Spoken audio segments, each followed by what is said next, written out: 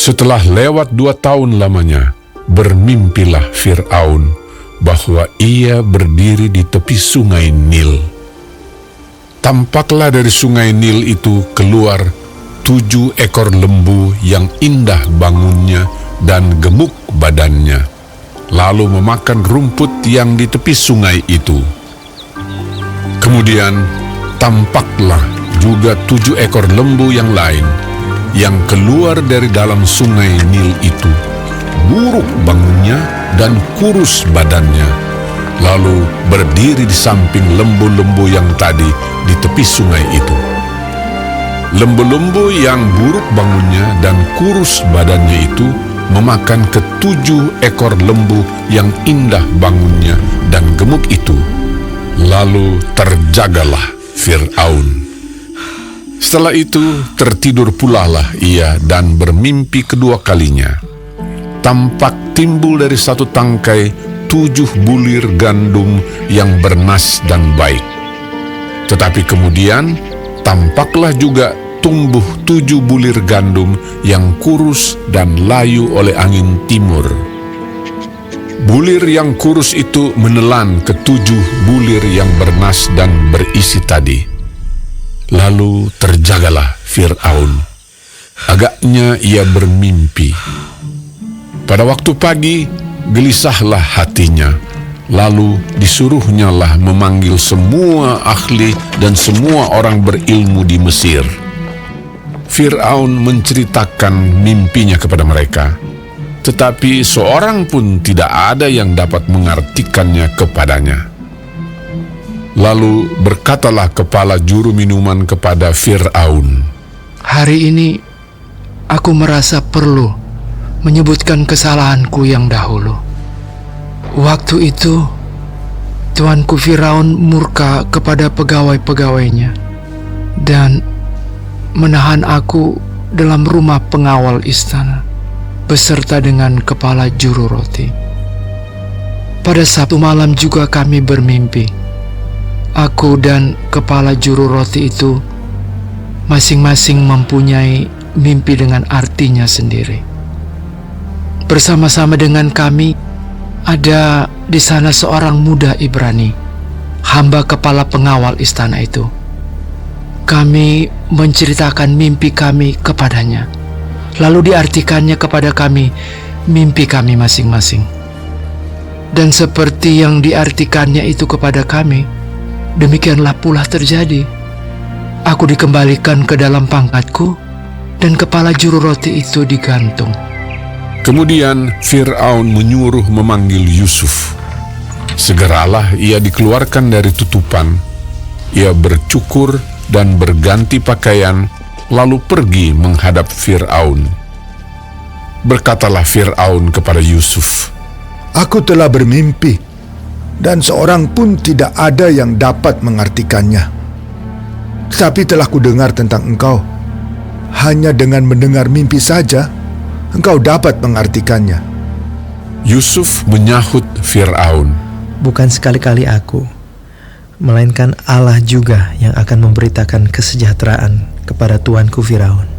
Lalu berkatalah Fir'aun kepada Yusuf, "Dalam mimpiku itu, aku berdiri di tepi sungai Nil. Lalu tampaklah dari sungai Nil itu keluar 7 ekor lembu yang gemuk badannya dan indah bentuknya, dan makan rumput yang di tepi sungai itu. Tetapi kemudian tampaklah juga keluar 7 ekor lembu yang lain, kulit pemalut tulang, sangat buruk bangunnya, dan kurus badannya. Tidak pernah kulihat yang seburuk itu di seluruh tanah Mesir.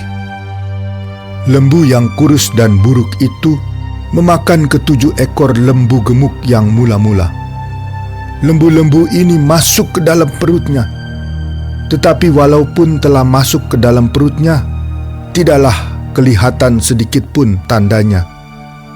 Bangunnya tetap sama buruknya seperti semula.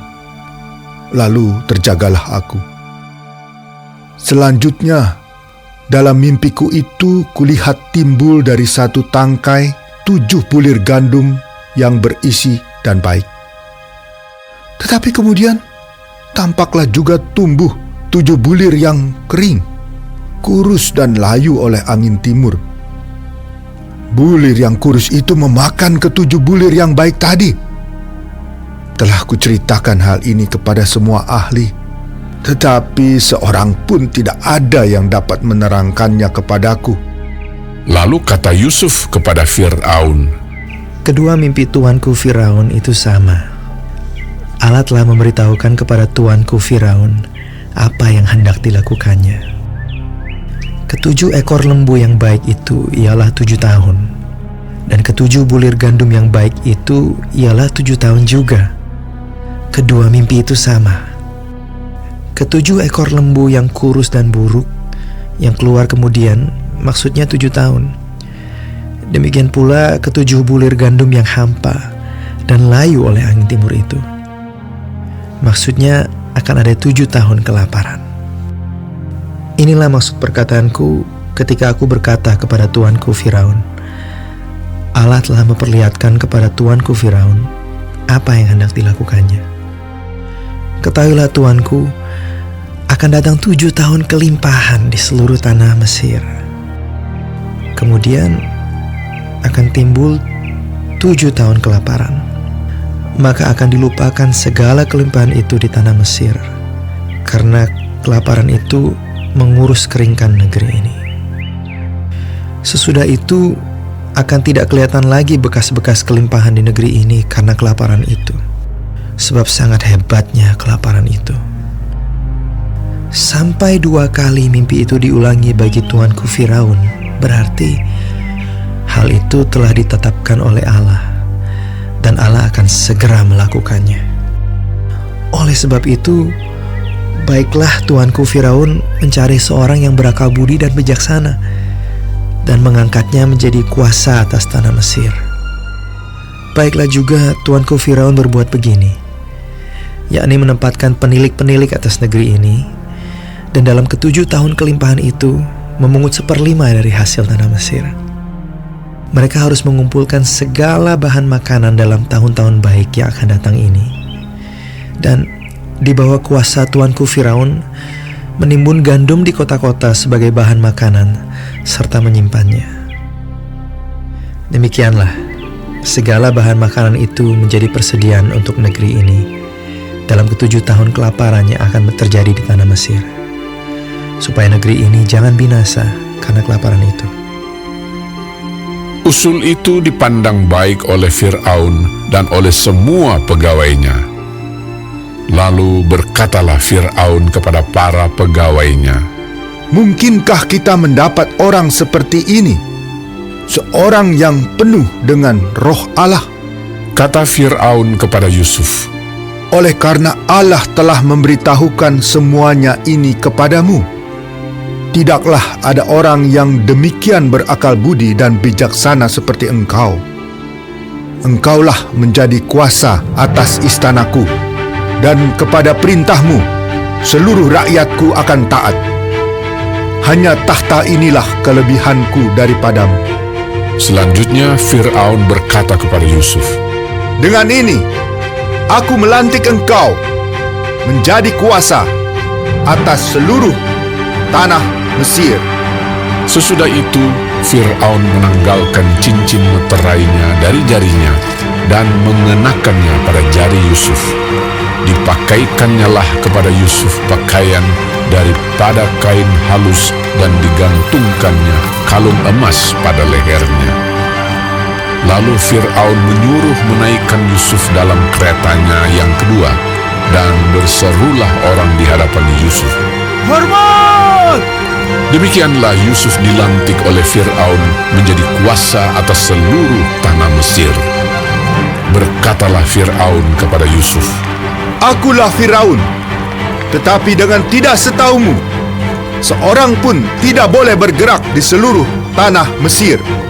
Lalu Fir'aun menamai Yusuf Zavnat Pa'aneah, serta memberikan Asnat, anak Potifera, imam di On, kepadanya menjadi istrinya. Demikianlah Yusuf muncul sebagai kuasa atas seluruh tanah Mesir. Yusuf berumur 30 tahun ketika ia menghadap Fir'aun, raja Mesir itu. Maka pergilah Yusuf dari depan Fir'aun, lalu dikelilinginya seluruh tanah Mesir. Tanah itu mengeluarkan hasil bertumpuk-tumpuk dalam ke-7 tahun kelimpahan itu. Maka Yusuf mengumpulkan segala bahan makanan ke-7 tahun kelimpahan yang ada di tanah Mesir, lalu disimpannya di kota-kota. Hasil daerah sekitar tiap-tiap kota disimpan di dalam kota itu. Demikianlah Yusuf menimbun gandum seperti pasir di laut, sangat banyak, sehingga orang berhenti menghitungnya karena memang tidak terhitung. Sebelum datang tahun kelaparan itu, lahirlah bagi Yusuf 2 orang anak laki-laki yang dilahirkan oleh Asnat, anak Potifera, imam di On. Yusuf memberi nama Manasye kepada anak sulungnya itu sebab katanya, Allah telah membuat aku lupa sama sekali kepada kesukaranku dan kepada rumah bapakku. dan kepada anaknya yang kedua diberinya nama Efraim sebab katanya, Allah membuat aku mendapat anak dalam negeri kesengsaraanku. setelah lewat ke-7 tahun kelimpahan yang ada di tanah Mesir itu, mulailah datang 7 tahun kelaparan, seperti yang telah dikatakan Yusuf. Dalam segala negeri ada kelaparan, tetapi di seluruh negeri Mesir ada roti. Ketika seluruh negeri Mesir menderita kelaparan, dan rakyat berteriak meminta roti kepada Fir'aun, berkatalah Fir'aun kepada semua orang Mesir, Pergilah kepada Yusuf, perbuatlah apa yang akan dikatakannya kepadamu. kelaparan itu merajalela di seluruh bumi. Maka Yusuf membuka segala lumbung dan menjual gandum kepada orang Mesir, sebab makin hebat kelaparan itu di tanah Mesir. Juga dari seluruh bumi datanglah orang ke Mesir untuk membeli gandum dari Yusuf, sebab hebat kelaparan itu di seluruh bumi.